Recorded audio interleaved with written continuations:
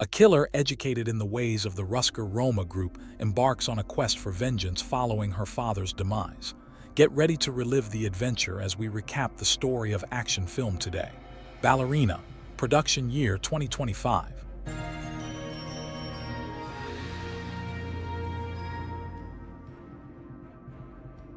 The movie opens with this little girl named Eve. She's sitting in a police station, all banged up. You can tell she's scared. She's clutching this little ballerina toy like it's the only thing she's got left in the world. The story cuts back to a flashback showing Eve and her dad Javier hiding out on some island. They were on the run from this crazy cult that Eve's whole family was mixed up in. Javier was trying to get them out of that mess, but things went south real quick. The cult ended up killing his wife and oldest daughter, and they weren't done yet. Those guys were hunting Javier and Eve down for betraying them, and they weren't playing around. Next thing you know, the cult's goons show up at their hideout. They took out the guards outside the villa, then barged right in. Javier wasn't about to go down easy though. He started fighting back hard, taking out militants left and right. Turns out the guy was a serious killer himself. But then the cult leader, this counselor dude, showed up with even more guys. Javier kept fighting, picking them off one by one, but there were just too many. In the end, they overwhelmed him and took him down. The counselor stepped up to him. "First off, you married one of our girls, then you turned on us. You had this coming. We took your wife and your oldest daughter, but if you want Eve to live, do yourself in. Otherwise, I'll finish you both." That's when Javier started to go through with it. Then he heard Eve's voice and something snapped. He went wild, fighting anyone in reach. The counselor slipped away while the chaos kept going. One guy had Javier down, ready to stab him, but Eve came out of nowhere and put a bullet in the guy. Eve walked out of the villa with her injured dad, and right after they got out, the whole place blew up. Javier had rigged the house with bombs before taking off. Guess he made sure none of the cult members made it out alive. The counselor, already on his way out, figured Eve and Javier got caught in the blast too. That's why he left this island. Javier was in rough shape, barely hanging on. Eve sat there on the sand, hoping someone would come help, but her dad ended up saying sorry to her before he passed away. So Winston Scott shows up and tells Eve, "Hey, I'm your dad's uncle. Your father was a really good guy, you know. He wanted the best for you, and now it's on me to make that happen." Then he takes Eve over to this theater where Master Noji teaches ballet. They meet the director, who asks Winston, "Does she know about her family?" Winston's like, "Nah, not yet." Then he tells Eve, "Your dad grew up here, spent his whole childhood in this place. I think you'll like it too." Eve decides to stick around, and before Winston leaves, he hands her a coin and says, "If you ever need me, I'll be there." So then Eve runs into Noji, who lays it all out for her. Turns out there are two kinds of training going on here. You've got your standard ballet stuff, and then there's the whole killing people thing. Noji picks up the coin Eve's holding and points out how every coin has two sides, just like how you gotta know when to throw down and when to get out of dodge. Eve's kinda blown away by that, and she's totally down to learn both. 12 years went by, and there was Eve, deep into ballet. She pushed herself so hard that her feet were bleeding, but she kept going anyway. Nogi told her to take a break and get her feet wrapped up. Tatiana, Eve's friend, showed up and begged her to ease off the training for a bit. But Eve just said she wanted to be the best, just like Tatiana. Tatiana shot back, "You're already a killer, maybe focus on that instead." Turns out, Eve wasn't just training to be a ballerina. She was learning to be a professional killer too. She fought a bunch of guys, picked up shooting, the whole deal. Problem was, she kept losing every fight. Nogi finally asked her what was going on, and Eve admitted the guys were just stronger. Nogi said it wasn't about strength, it was about her giving up. That hit her hard. Something clicked, and suddenly, she wasn't losing anymore. She wiped the floor with them. A couple months go by, and Eve finds out Tatiana got shipped off somewhere else. She goes to talk to the director about it, and she tells her they send the ones who can't cut it as assassins off to train as ballerinas instead. "She just wasn't as good as you," she says. Eve's kinda annoyed by this point. "So what's the deal with the good assassins then? Why aren't we getting any jobs? Pretty sure I've got the skills by now." The director says, "All right, fine, but you gotta pass a few tests first." So in the first test, Eve gets paired up with another girl. Turns out this girl was also training with the Roma group, just like Eve. But she messed up somewhere along the way, ignored some rules, and now she's sitting across from Eve as part of this messed up punishment. Then the bell rings and they both have to get their guns ready. Eve's faster at prepping hers, but she hesitates. She just can't bring herself to pull the trigger. Meanwhile, the other girl's almost done loading her own gun, about to take her shot at Eve. That's when something clicks for Eve. She remembers that time she had to kill a man to save her dad. It wasn't easy then, and it's not easy now, but she pushes past the fear. Before the other girl can finish, Eve kills girl and saves her life. A little while later, John Wick showed up at Roscoe Roma's house. Eve had heard all the stories about him, so she went straight to him. She told him he was a legendary assassin and asked for some advice. John looked at her and said she was already a contract killer. But then he told her it was best for her to get out of there while she still had the means. Eve responded with a question of her own, wondering why he was leaving. But John leaves without giving any answer. So after all this time, Eve finally got her first real mission. She had to protect this girl named Katla Park from some gangster who was heading to a club to take her out. The good news was Eve didn't have to kill anyone, just stop the guy. That's why they gave her rubber bullets instead of the real deal. If she pulled it off, she'd officially be in as an assassin. Eve entered the bar and saw Katla there. She was about to say something when she noticed Siang, the gangster, suddenly appear. Without hesitation, she told him to back off or things would get worse. But Siang pushed her aside and headed straight for Katla. Here Sianger's men start fighting with Eve. After she finished hitting all, she saw Siang dragging Katla toward the exit. Eve grabbed Katla's arm and pulled her along, and that's when the real fight began. Siang turned out to be much stronger than she expected. He had skills, and for a moment it looked bad. But Eve attacked him hard, landing some powerful blows, leaving him bleeding. After Katla survived, Eve realized she'd passed her final test. I guess she was now officially a hired killer. Now she was officially part of the Roscoe Roma, a full-fledged assassin, the tattoo on her. Later, Eve took out another guy on her next job.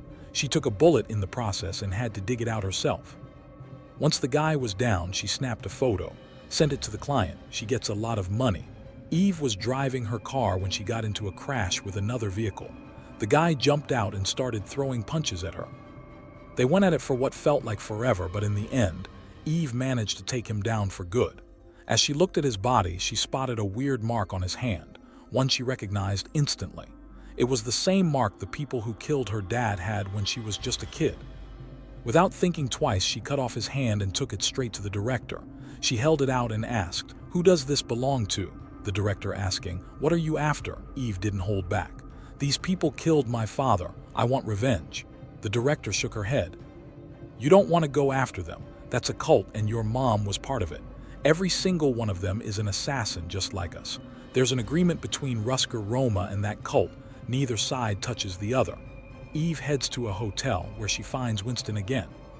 She's trying to dig up info about the cult from him, but Winston's not having it. He warns her straight up, those people are bad news, like seriously dangerous. Eve hands the coin back to him and says she needs his help. Winston had promised her before that he'd be there when she needed him, so now that she's calling in that favor, he steps up. He makes a quick call and gets her some intel on a guy named Daniel. Turns out, this Daniel guy is the son of the Chancellor, the big boss of that cult. Daniel is holed up in a hotel, and it turns out there's a $400,000 bounty on his head, and the place is crawling with assassins waiting to take him down. Even a girl named Lena is involved. Then Eve sneaks in through the back door, with Daniel pointing a gun at her. But Eve is quick to say she's not there to kill him. "I just want to know where your father is because your father got mine killed and she's out for revenge." Daniel admits that his father is in the cult. He's running from it too. "That is why many people are after me to kill me. But I just want to live a free life with my daughter." Things were already chaotic when Daniel's room got ambushed, and suddenly a bunch of guys started wailing on him. Eve had Daniel's back the whole time, jumping into the fight. At one point, Daniel begged her to help save his daughter and she didn't hesitate. Eve managed to get the kid out, but then more guards showed up, blocking her way. She fought them off one by one. Things went south for Daniel. The guys he was up against ended up shooting him. Then, out of nowhere, someone blindsided Eve, hitting her from behind and knocking her out cold. Next thing you know, she's captured, and the kid gets dragged off to the chancellor. Eve woke up next to the other two cult members. Because she had followed the rules and not killed anyone, they let her live while the other two were shot. Eve then went to a man who supplied weapons to the assassins. She thought he knew something about the cult, but he remained silent and wouldn't give her anything. As she was examining the weapons, a group of cult members stormed in. Things quickly became chaotic. Eve grabbed some grenades and fought back, detonating them all. She and the gunman survived. It turned out that the man who ran the store hated the cult too. He didn't have the courage to pursue them, but seeing Eve changed his mind. Finally, he gave her the cult's location, and Eve didn't waste a second before heading straight for him. So she's on the road when the director calls, basically telling her not to mess with their enemies. But Eve doesn't care and heads straight for this creepy cult town, Hallstatt. Place is crawling with secret assassins. She walks into some rundown tavern and sure enough, a bunch of cult guys spot her. Things get messy real quick. Eve takes them out, but then the bartender, Agnetha, calls in backup. More cult members show up and it's a full-on brawl. Eve ends up putting a bullet in Agnetha's head before raiding the basement for guns and grenades. She wipes out most of them, but they eventually overpower her. Someone tears her jacket open, revealing that Rutger Roma tattoo, and just like that, the Chancellor knows exactly who she is. Things get intense when Eve runs into the Chancellor and Lena. Turns out Lena is actually Eve's older sister who's been missing all this time. And she's got a serious grudge against Eve because Javier took her away to give her a better life while Lena got stuck with the cult. Lena blames Javier for their mom's death too, since she left the cult for someone from the Rutger Roma. Then there's Ella, the Chancellor's granddaughter. He's got big plans for her, wants to mold her into some kind of killer because she's special, unlike the Rutger Roma kids who get to choose their own path. Things go south fast when the Chancellor tells his guys to take both Eve and Lena out. They start chucking grenades into the room, and Lena doesn't make it, but Eve manages to survive. The Chancellor gets on the phone with the director and straight up says Eve going rogue is basically a declaration of war. The director swears she didn't send Eve, but she's quick to offer up sending someone to handle the situation. The Chancellor gives them till midnight to take care of Eve, or else things are gonna get ugly between the cult and the Rutger Roma. So John shows up, and right away the Chancellor puts out this big announcement across the whole city. He says 2 assassins snuck into their group, and if anyone spots the girl, they should take her out. But nobody's allowed to lay a finger on John. When John finally comes face to face with Eve, he tells her straight up, he's giving her one shot to get out of there before midnight. If she's still around after that, he won't have a choice but to take her down. Thing is, everyone's watching them like hawks and John knows it. So he starts fake fighting with Eve, all while quietly telling her over and over to just go, to save herself while she still can. But Eve's not having it. She says she won't leave until she gets revenge for her dad's death. The Chancellor killed him, and she's dead set on taking him out. John checks the time, 28 minutes left. He tells her fine, she's got 28 minutes. If she wraps things up before midnight, he'll walk away. But if your work is not finished by 12 o'clock, then I will be forced to kill you. Eve slips out the back door trying to track down the Chancellor. She took out every guard in her way, so the Chancellor figured out pretty quick that John had turned on him. He again announces in the city that now whoever appears should be killed. Eve's not slowing down though. She carves a path straight through until she stumbles on an armory. A flamethrower catches her eye and suddenly her job gets a whole lot easier. She's torching everything in sight, then she encounters such a man who also had the same flamethrower. Before he burns her, Eve smashes through a window and dives into a building. But he's not done. He comes at her again, but to save Eve, John from the other side shoots the flamethrower in her hand. And that man dies and Eve is saved. Eve knew that it was John who did this. The Chancellor knew he was done for. There was no way out, but he still tried to make a run for it with his granddaughter. Just as he was about to drive out of the city, Eve stepped right in front of the car. She took out the driver with a single shot and told the Chancellor to step out. He did, and she made it clear. His men were already gone, and now it was just him. John watched the clock, realizing he only had 2 minutes left before midnight. He thought he'd have to take Eve down, but then she pulled the trigger first. The Chancellor was dead before the clock struck 12. John gets a call from the director and she asks, "Did you kill Eve?" Then John says that I did not need this because the war has ended. Eve has killed the Chancellor. Eve sets off with Daniel's daughter, and then we quickly move on. It turns out that Daniel has been alive the whole time. Eve kept her promise to keep his daughter safe. We see her a few days later at the ballet hall where her childhood friend is performing. But all the assassins sitting here receive a message that a very big bounty has been placed to kill Eve. This message had also reached Eve. That is why Eve quietly leaves from here, and showing this story ends here.